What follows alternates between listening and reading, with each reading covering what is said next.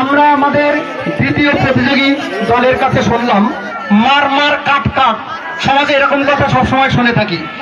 এ তো একটা প্রতিহিংসামূলক কথা, কিন্তু এরা কি মার মার কাট কাট করছে মোবাইল হাতে নিয়ে? আমি এদের বক্তব্য একটু আপনাদের শোনাতে চাই। সমাজকে এরা কি বার্তা দিতে চাইছে, কি বলতে চাইছে, কি করতে চাইছে? কি করছো তোমরা? স্যার আমরা গেম খেলছি। গেমের নাম ফ্রি ফায়ার। এই খেলা খেলে কি উপকার হয়, কি ক্ষতি হয়? কি স্যার আমাদের মজা হয় গেম খেললে। তোমাদের মজা হয়, আর কিছু কি হয় না শুধু মজাটা হয়? স্যার মজাটাও হয়, তারপরে জীবনটাও নষ্ট হয়। কিভাবে জীবন নষ্ট হয়? টাইম নষ্ট করে স্যার গেম খেলে। তোমরা কি অল্প সময় ধরে খেলো না অনেকক্ষণ ধরে খেলো? স্যার সারাক্ষণ।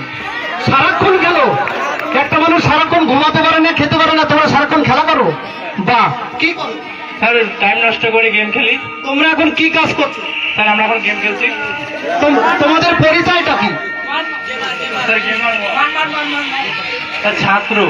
তুমি একজন ছাত্র, সারাদিন রাত গেম খেলো তাই তো? ঘুমানোর সময়টুকু, খাওয়ার সময়টুকু বাদ দিয়ে।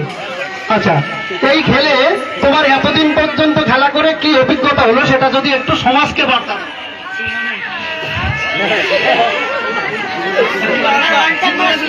স্যার জীবনে অনেক কিছুই, মানে কি বলবো স্যার, টাইম নষ্ট হয়েছে, তারপরে জীবনটা অনেকটাই খারাপ হয়ে গেছে, কারণ গেম খেলতে খেলতে আমাদের টাইম নষ্ট হয়। তারপরে চোখের নষ্ট হয়। তারপরে যেসব ছাত্রীরা যেসব গেম খেলে তাদের পড়াশোনা ক্ষতি হয়। তারপরে হ্যাঁ, বুঝলাম। আমি দ্বিতীয় প্রতিযোগী দলের কাছে এসেছি, যারা আজকের দিনের অত্যন্ত জনপ্রিয় মোবাইল গেম ফ্রি ফায়ার নিয়ে সবসময় সদা নিমগ্ন। তারা সমাজকে বার্তা দিতে চাইছে যে এই খেলার মধ্য দিয়ে সাময়িক আনন্দ হয় বটে, কিন্তু তা জীবন নাশক, জীবন ধ্বংসকারী একটা খেলা।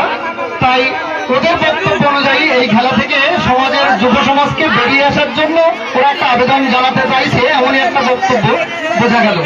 এবার তৃতীয় প্রতিযোগী